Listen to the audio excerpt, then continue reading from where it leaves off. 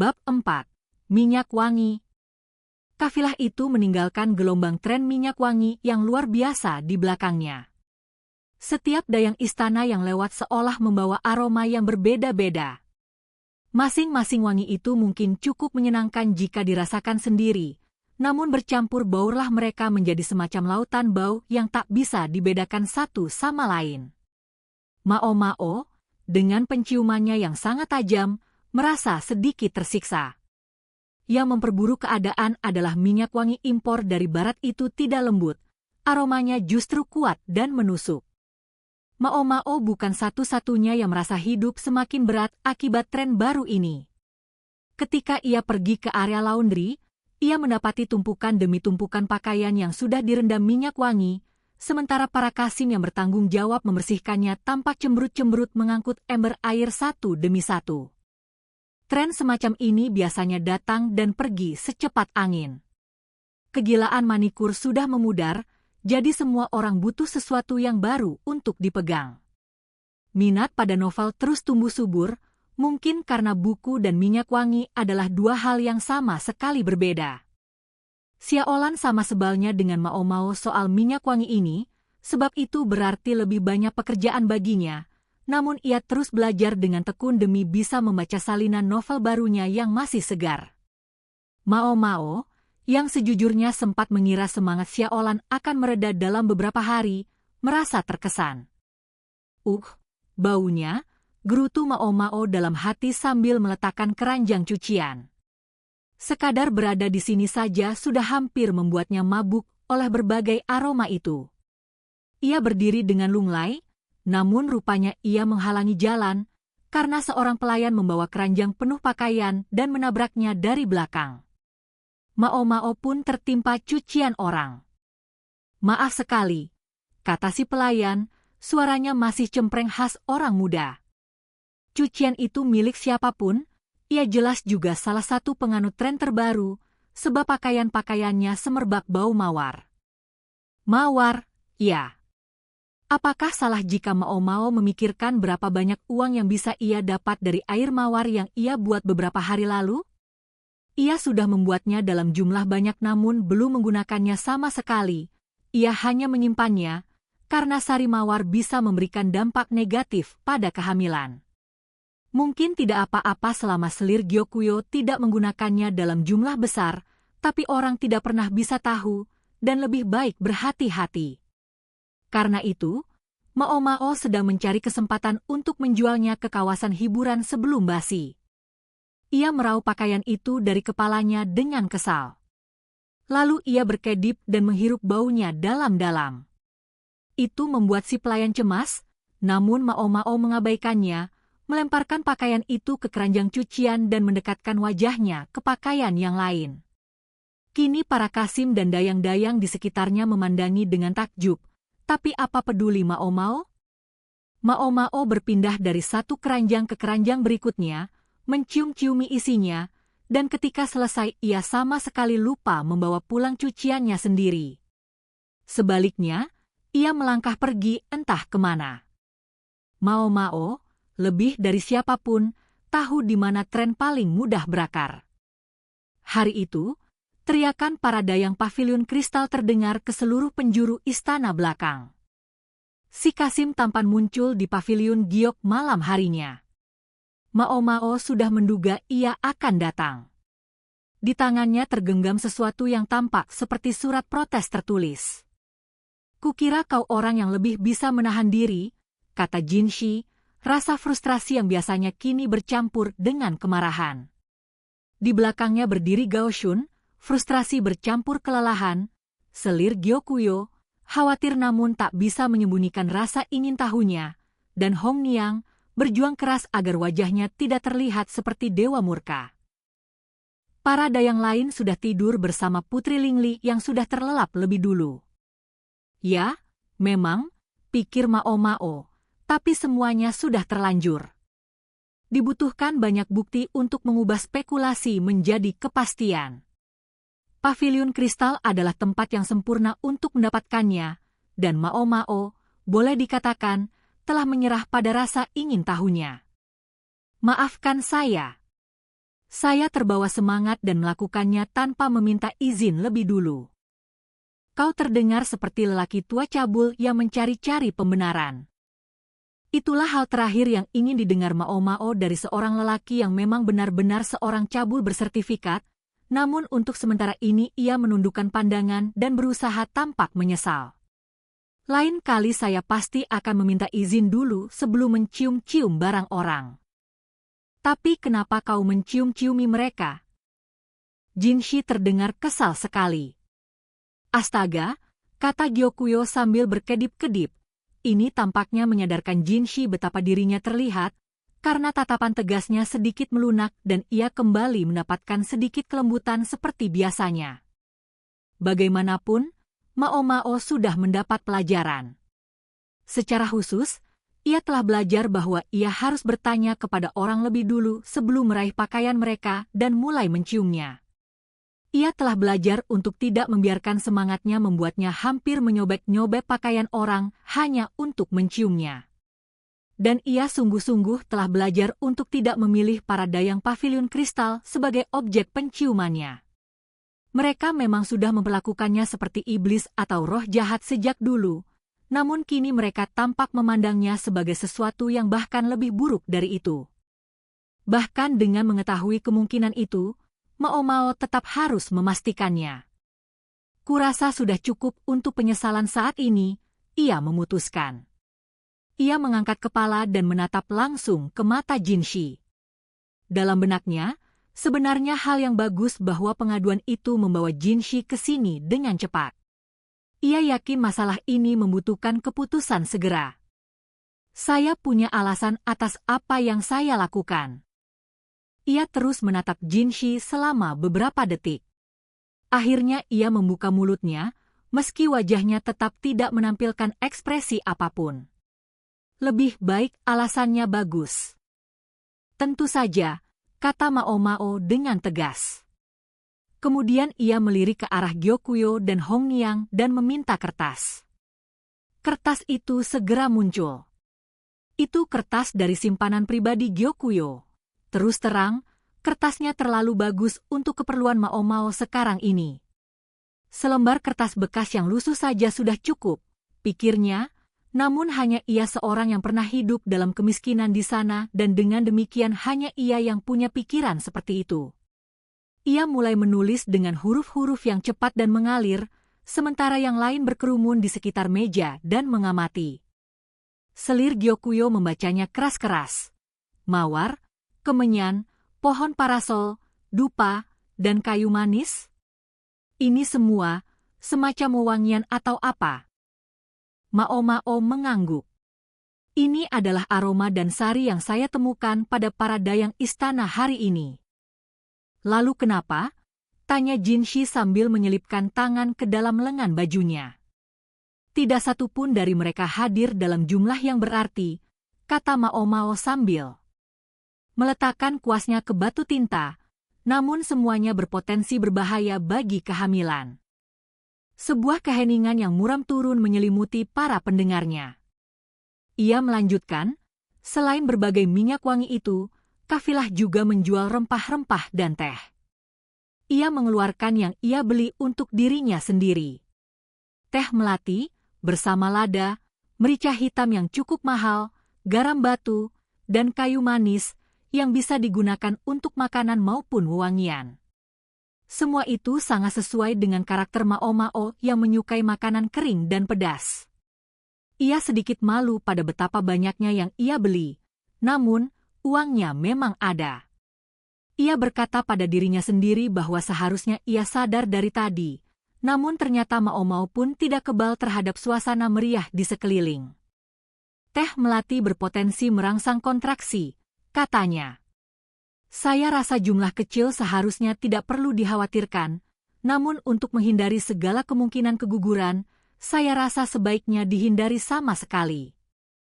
Itulah teh yang sama yang Mao Mao, Xiaolan, dan yang lainnya minum di kantor kesehatan beberapa hari lalu.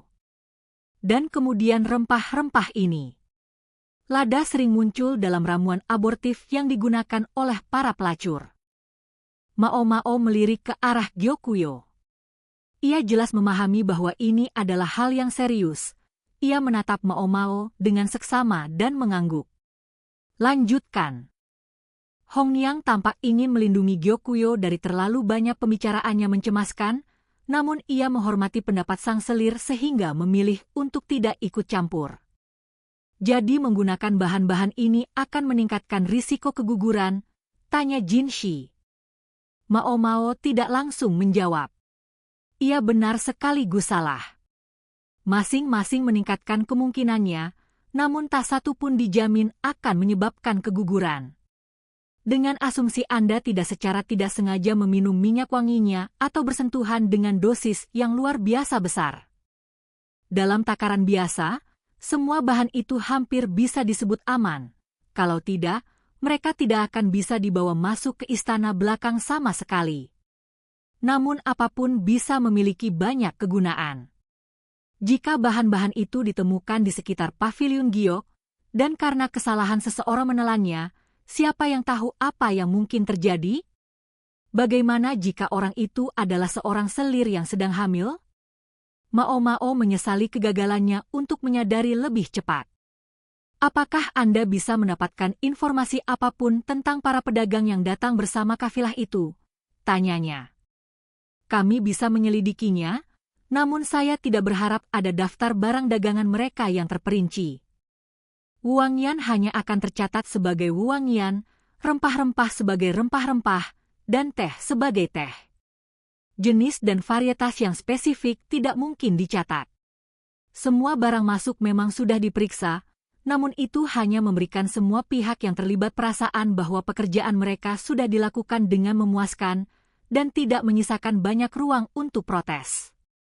Satu hal lagi yang mengganjal di benak Mao Mao. Bukankah ini mengingatkan Anda akan? Anda tahu.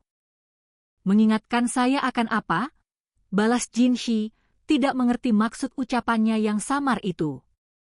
Ia sedang memikirkan sesuatu yang tampak seperti barang dagangan yang sangat biasa untuk istana belakang, namun yang bisa memiliki efek samping yang tidak terduga. Bedak wajah beracun itu, kata Mao Mao, dan kilatan pemahaman tampak di wajah semua orang di ruangan itu. Musim panas lalu, Putri Lingli jatuh sakit karena sebab yang tidak diketahui. Bersamaan dengan itu, hal yang sama terjadi pada putra selir Lihua, putra mahkota, yang kemudian meninggal. Kini, pemutih wajah yang tidak mengandung timbal digunakan di istana belakang, dan yang lama sudah tidak diizinkan lagi. Mungkin itulah yang menyebabkan mereka menjadi lengah. Apakah kau mengisyaratkan bahwa seseorang sengaja mencoba menyelundupkan racun ke dalam istana belakang, kata Jin Shi. Mao Mao tidak mengangguk, namun ia juga tidak menggeleng. Yang ia miliki saat ini hanyalah spekulasi, bukan bukti. Ia merasa hampir yakin, namun selalu ada kemungkinan bahwa ia salah. Ada kemiripan dengan kejadian sebelumnya. Lalu ada fakta bahwa pelayan istana yang bangkit kembali, Sui Rei, masih berkeliaran bebas, dan latar belakang serta jaringannya masih gelap. Mungkin Jin Shi sudah menemukan sesuatu soal hal itu, namun ia tidak berkewajiban memberitahu Mao Mao. Saya hanya memperhatikan bahwa banyak zat yang berpotensi berbahaya telah masuk ke istana belakang. Tidak satu pun dari mereka yang perlu benar-benar diperlakukan sebagai racun. Ia sedikit bermain kata, membingkai semua yang dikatakannya sebagai pendapat. Ia tidak menyukai gagasan bahwa para pedagang yang membawa produk-produk itu ke istana belakang mungkin akan dihukum karena apapun yang ia katakan. Ia akan membiarkan Jin Shi membuat keputusannya sendiri. Namun saya rasa akan bijaksana untuk memperingatkan para selir lain juga. Itulah satu-satunya yang akan ia katakan. Diskusi itu membuat Mao Mao kelelahan. Ia teringat kata-kata ayahnya. Hampir-hampir ia bisa mendengar suara lelaki tua itu yang lembut seperti nenek-nenek, memperingatkannya agar tidak bicara berdasarkan asumsi. Lalu berapa banyak dari yang ia katakan tadi adalah asumsi, dan berapa banyak yang pasti? Pertanyaan itu membuatnya merasa sedikit mual. Mao Mao masuk ke dapur dan memanaskan air. Setelah mendidih, Ia mencampurnya dengan air dingin dan menuangkannya ke dalam cangkir kaca, di mana kuncup teh melati sudah menunggu. Gelas kaca itu adalah perlengkapan minum yang mahal, namun tidak apa-apa. Ia akan memastikan mencucinya dengan bersih setelah selesai. Mao Mao sudah menghabiskan stok teh melatinya. Sayangnya, namun Shisui mengembalikan miliknya. Shisui bilang ia sudah mencicipinya dan tidak perlu lebih banyak lagi untuk dirinya sendiri. Mao Mao mungkin lebih suka jika Shisui menerima hadiah itu begitu saja, namun ia tidak ingin berdebat. Lagi pula, ia memang menyukai teh ini. Para saudaranya pernah diam-diam membiarkannya mencicipinya saat tidak ada tamu, dan meminumnya sekarang membawanya kembali ke masa lalu. Kuncup bunga itu mulai melunak dan mekar dalam air hangat. Mao Mao duduk di kursi dan memandanginya. Aroma harum memenuhi udara di sekitarnya. Kukira itu racun, bukan? Terdengar suara yang sangat merdu dari atasnya. Ia mendongak dan melihat wajah yang secantik suaranya, diterangi lentera kertas tunggal yang menyala di dapur itu. Di luar sudah gelap. Cahaya lentera memberi wajah Jinshi semburat kemerahan. Ia memang menggemaskan dengan cara yang menjengkelkan. Banyak racun memiliki khasiat obat dalam jumlah kecil, jawabnya. Satu cangkir teh hampir tidak akan menimbulkan efek apapun. Lagi pula, ini dapur. Bukan tempat yang seharusnya Tuan Jinshi datangi. Jangan cerewet. Di mana Tuan Gao Shun? Kusuruh dia menyampaikan pesan. Status mulia Sang Kasim tidak menghalangi Mao Mao untuk merengut ke arahnya. Ia mengangkat tehnya, kuncup melati kini sudah mekar penuh, ke arah cahaya lampu dan mengamatinya. Kemudian ia meneguk seteguk, menikmati cara bunga itu bergoyang-goyang dalam air.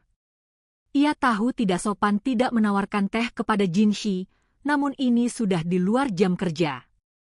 Sudah waktunya ia pulang. Lagi pula, tambah Mao Mao, saya tidak sedang hamil.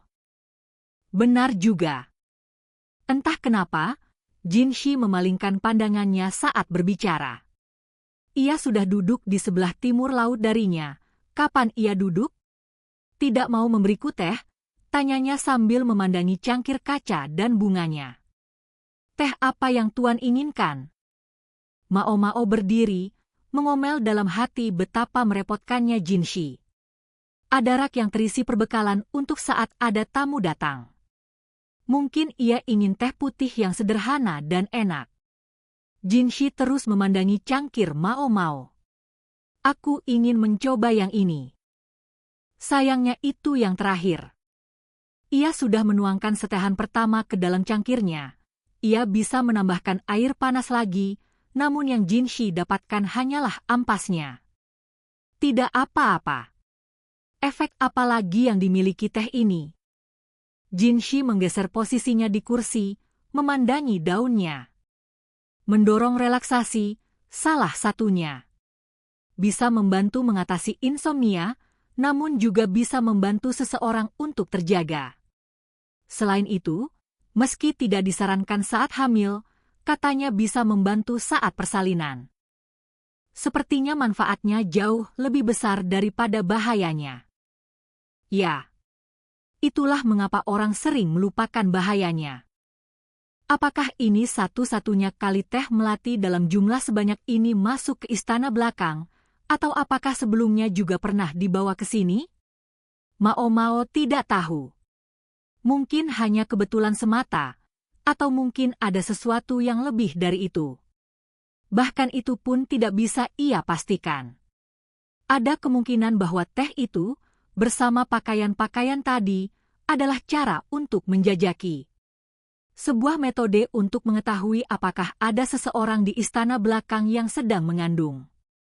Ketika kafilah sebelumnya berkunjung, Mao Mao sedang bekerja di kediaman Jinshi, atau merawat selir Lihua di pavilion kristal, atau sekadar tidak punya uang, pada kesempatan sebelum ia ditugaskan ke pelayanan selir Gyokuyo. Dengan kata lain, karena kurang kesempatan atau kurang uang, ia selalu sama sekali tidak tertarik pada para pedagang yang berkunjung. Bahkan sekarang pun, jika bukan karena tren minyak wangi yang tiba-tiba itu, Mao Mao mungkin tidak akan menyadari apapun.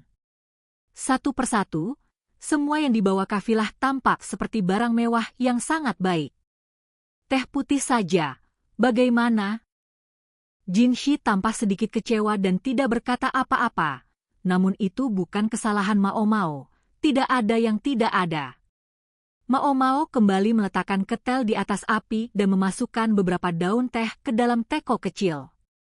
Ia mengangkat ketel sebelum mendidih, memutuskan air hangat sudah cukup, lalu menuangkannya perlahan ke dalam teko, membiarkan daunnya menyeduh.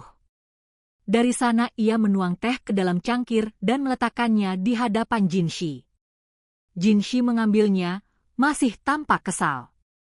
Sementara itu, Mao Mao berpura-pura mengangkat cangkir teh melatihnya. Ada satu kondisi lagi yang bisa dibantu oleh teh ini, katanya. Apa itu? Impotensi. Terutama pada pria. Jinshi menatapnya dengan tatapan yang sama sekali tidak terhibur. Aduh, pikirnya. Sarkasmenya bekerja terlalu baik. Ia bersibuk-sibuk kerak untuk mengambil camilan dengan harapan bisa memperbaiki suasana hatinya, merasakan tetes keringat dingin mengalir di punggungnya. Di belakangnya, ia mendengar Jinshi menyeruput teh. Kemudian ia berkata, "Ini tidak cocok untukku. Aku pulang." Dan begitu saja, ia pergi. Sudah kulakukan, pikirnya, cemberut pada dirinya sendiri. Namun ketika ia pergi mengambil cangkir Jinshi, ia mendapatinya tak tersentuh sama sekali. Sebaliknya, teh melatihnya, yang baru ia teguk sekali, sudah setengah kosong. Ia meminum setiap tetes teh putih itu, penuh amarah.